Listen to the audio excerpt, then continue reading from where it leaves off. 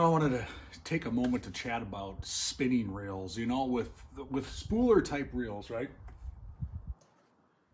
Fly fishing reels becoming very, very popular in ice fishing. In fact, I rely on these quite often for panfish situations. But I always get asked, what about a spinning reel? Do you just not use a spinning reel anymore? Like, does it have a place in ice fishing? Absolutely. And I'm going to explain to you why and when I turn to a spinning reel. So you have a lot of great options in spinning reels out there. All different sizes and shapes and brands and all kinds of stuff. And a lot of them just, serve a great purpose in the sport of ice fishing. You got to have a solid drag. It's got to be smooth. You got to have good lubricants and stuff in it so that it doesn't freeze up. A lot of manufacturers might skimp on some of the lubricants or greases or oils that don't coagulate or thicken up in cold conditions. So you want to make sure you pay attention to that. In some situations, I'll even pull the bails, do some minor taking apart of the reel and clean out some of those and apply my own. There's some brands out there that offer good quality.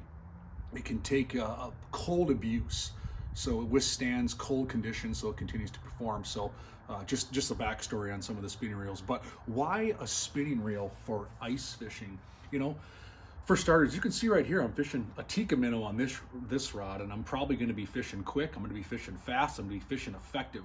When you want speed, when speed is the name of the game, it is tough to beat a spinning reel because you just flip that bail, deploy that lure, and it goes down, right? So whether I'm fishing a Tikka minnow, whether I'm fishing a spoon, whether I'm maybe I'm dead sticking to some degree, you can use a spinning reel for those applications. Speed is the name of the game. When I'm fishing basin fish, deep water, got to get down quick, whether it's crappies, bluegills, perch, walleyes, catfish, I'm going to turn to a spinning reel. When I'm fishing larger game fish, I also like a spinning reel because generally speaking, they have much better drag systems. I shouldn't even say generally speaking, they do. They have better drag systems than some of your spooler or inline reels. A lot of these you have to reverse the spin. You have to fight the fish by hand. The drag systems can be cumbersome. You have to adjust them as you're fighting the fish. Great for panfish, that sort of stuff. When I'm fishing big fish, I tend to go to a spinning reel. So I got a lot of catfish through the ice, some walleye. I'm turning to a spinning reel. So remember, those some things about spinning reels that are different than inline reels. You're gonna get some of your coiling, right? You're gonna get some line twist, because when the line comes off of this spinning reel, it comes off like this.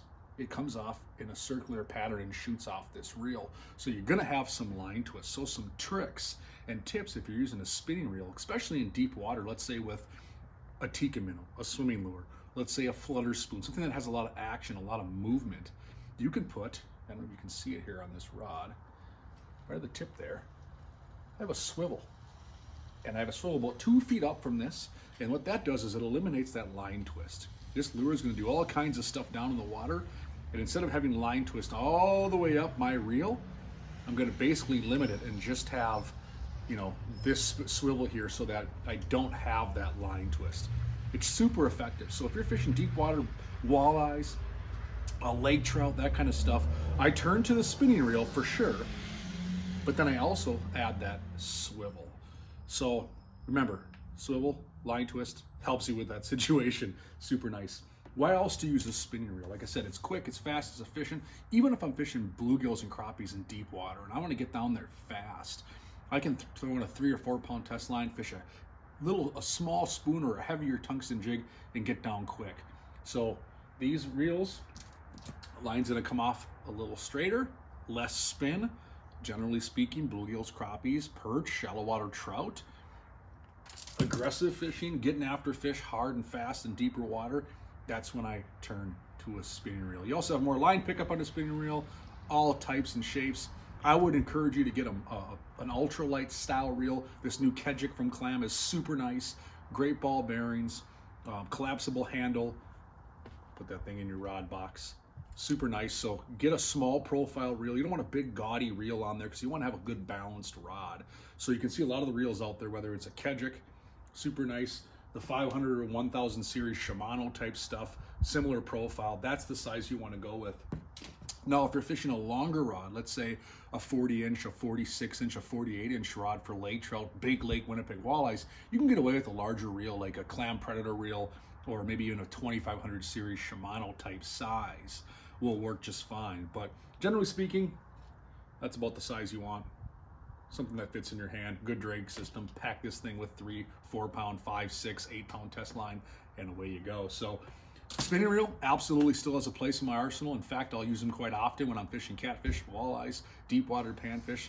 So don't leave the spinning reels at home. I know we're talking a lot about inline reels, spooler reels, fly fishing type reels, and they have an absolute place, but the spinning reel for sure should be in your arsenal. So check out the spinning reels if you haven't already. I'm sure you already use them, and there's some tips on how I use them on the ice.